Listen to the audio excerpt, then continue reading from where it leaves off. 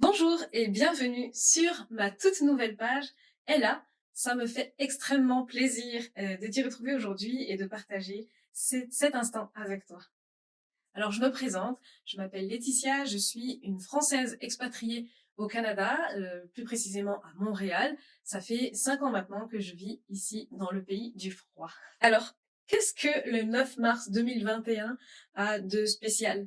Ben écoute, reste connecté avec moi et je vais t'expliquer brièvement mon parcours pendant quelques minutes parce que crois-moi, on a des choses à fêter ensemble. Alors il se trouve que je suis chrétienne depuis l'enfance, mais à cause d'un certain nombre de circonstances, j'étais une enfant qui pouvait avoir des grands moments de tristesse. Adolescente, je m'enfermais souvent dans ma chambre, dans le noir, et je pleurais. Je pouvais être assez mélancolique. J'ai commencé à l'âge de 19 ans à avoir des idées de plus en plus noires, des angoisses, une perte de confiance, une perte d'estime et de plus en plus d'idées suicidaires. Et puis les pensées suicidaires se sont transformées en gestes suicidaires. Les pensées suicidaires sont vraiment devenues de plus en plus fortes et je vivais vraiment des moments de tempête vraiment intenses et j'étais persuadée que j'allais jamais m'en sortir. Je priais Dieu de m'aider, je le suppliais et parfois aussi, je lui demandais de me reprendre parce que c'était juste trop de souffrance. J'arrivais juste plus. Je voyais pas de solution.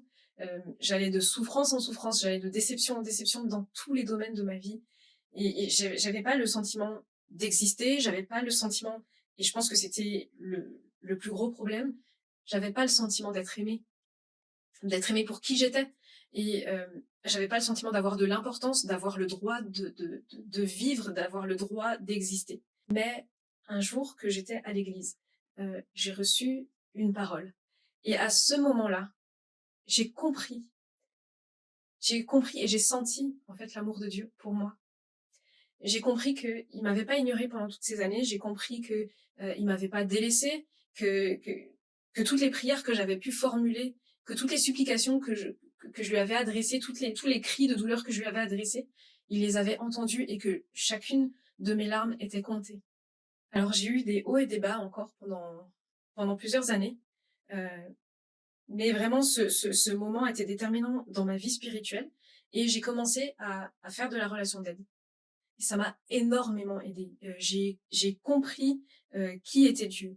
J'ai compris qui j'étais en Dieu.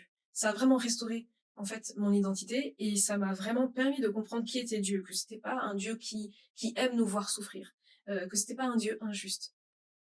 Et puis un dimanche, alors que je regardais la réunion en ligne de mon église, je louais le Seigneur, je participais à la louange comme si j'y étais. Et suite à ça, suite à ce moment de louange, il y a eu une parole du pasteur fondateur de l'église qui a été donnée pour des personnes qui étaient dépressives et que Dieu voulait vraiment guérir. Et au moment où le pasteur a prononcé ces paroles,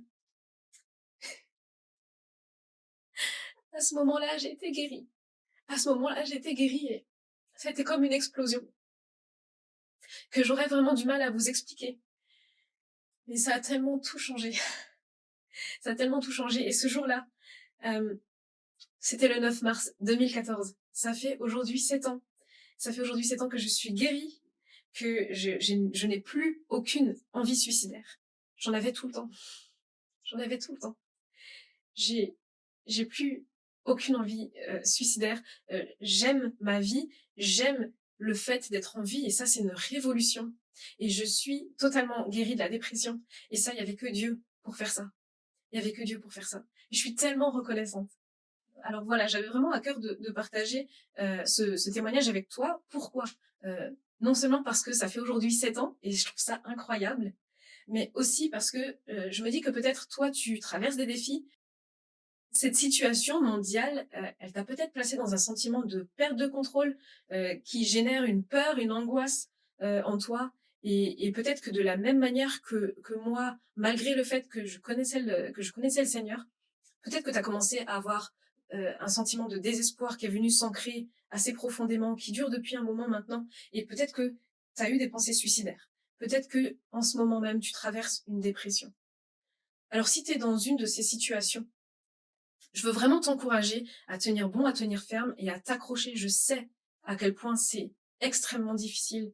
Euh, je pensais pas y arriver. Mais je veux te dire que Dieu t'entend quand tu pries.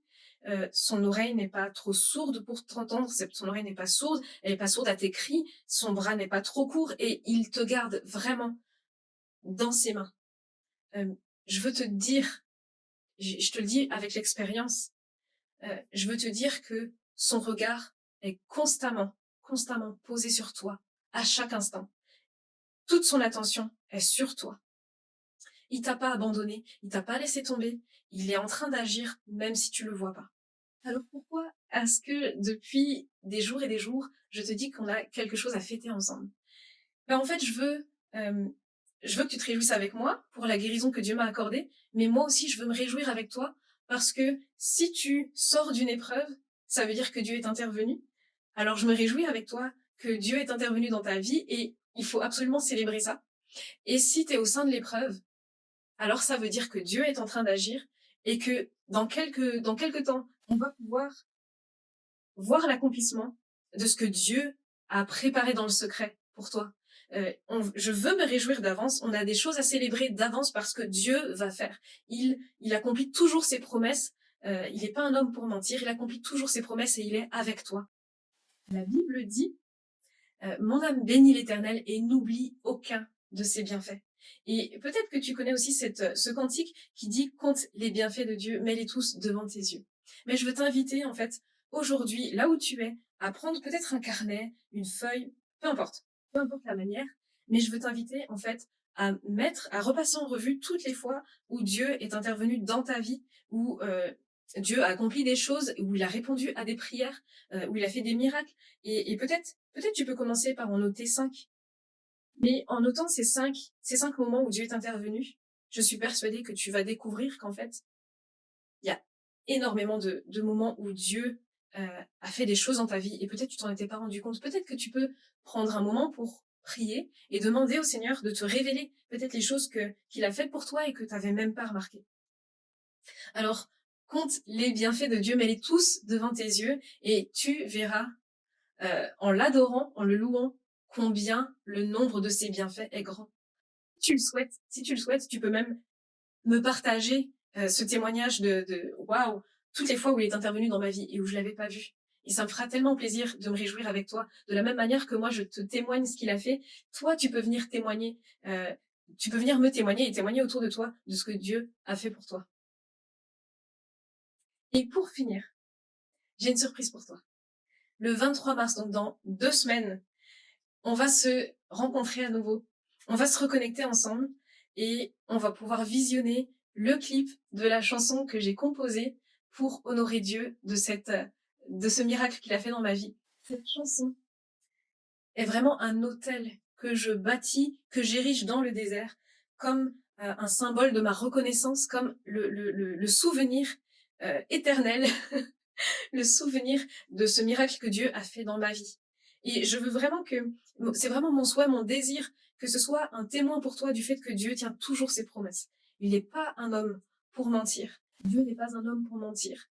Et quand il dit sa parole, ça s'accomplit toujours. Sa parole ne revient jamais à lui sans avoir accompli son dessein.